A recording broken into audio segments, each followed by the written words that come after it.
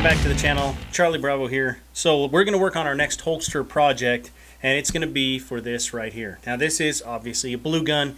This is an M&P45, and it's only close to what I actually need it to be. So I'll be honest with you, I think this project here is probably going to be the most challenging, the most difficult, and has the most problems for me. So hopefully I don't end up, at the other end of this project with an ulcer. But I think we can do this. Now, there are some unique challenges with this one because, as I said, this doesn't represent exactly what I need it to represent. Because the M&P45 that I'm going to be making it for is a little bit different. It's built for a suppressor.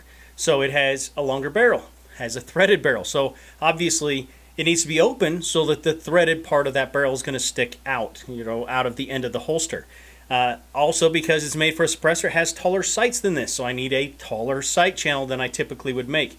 It has 1/4 inch sights on it, and these are obviously not 1/4 inch, so it's pretty much double height on the sights there.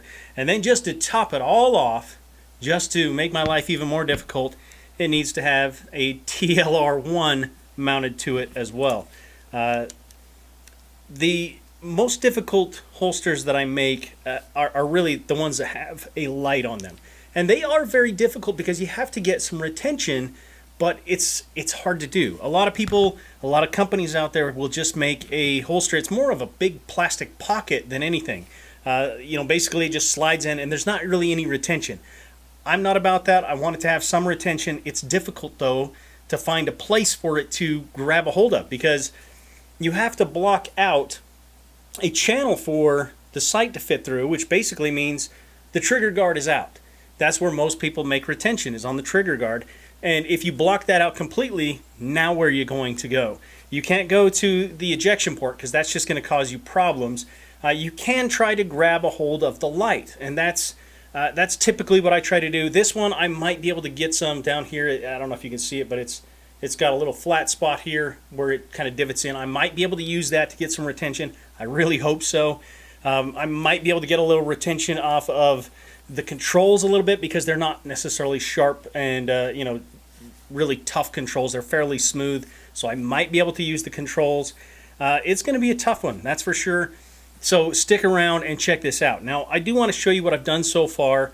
Really what I've got so far is I have a sight channel. I rounded off. This is a 1/2 inch square dowel.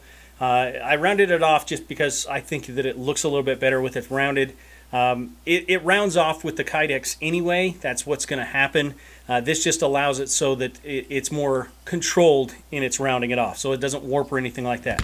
I have cut it off for the back sight so that that'll fit nice and smooth. I actually have kind of chiseled in a hole in the front, and that will just allow it to fit right in there.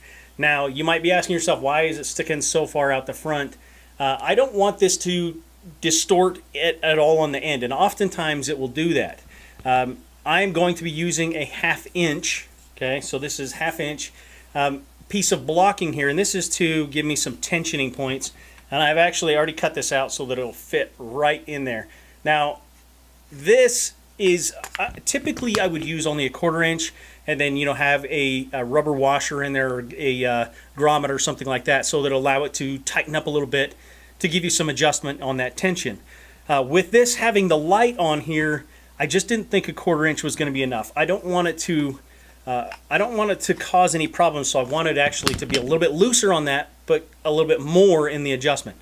Now, you're probably not going to adjust it that much. Okay, the adjustment, you're going to tighten it down until it's tight enough, and that's it. And that's going to be pretty close to that 1/2 inch thickness anyway. So that's really not to give myself more adjustment. It's just to give myself a little bit more relief so that it doesn't have to wrap and then contort so much inwards. So I don't know if you can see this, but that light is wider than the handgun itself.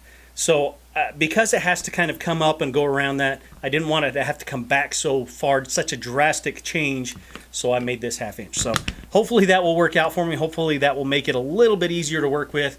Honestly, I don't know. I still have to find some material to make some channeling for this. I kind of think we're going to end up using PVC. PVC is pretty much a one-time use type of thing because when it gets hot, it kind of distorts as well. So once I get it cut and formed into place, and then get everything wrapped and it sits there in the press, it will start to distort a little bit. So I don't know if I'm going to use PVC or not. I'm going to try to find something to use other than that, but if I have to, PVC will actually work pretty decently.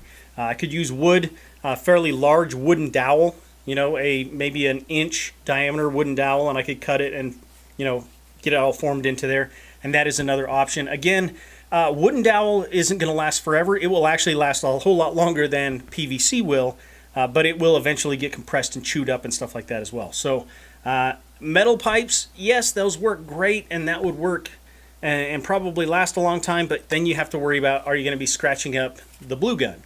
Now, obviously, if this were somebody's gun who wanted me to do the work, I absolutely would not do that at all, because I don't want to scratch up their firearm.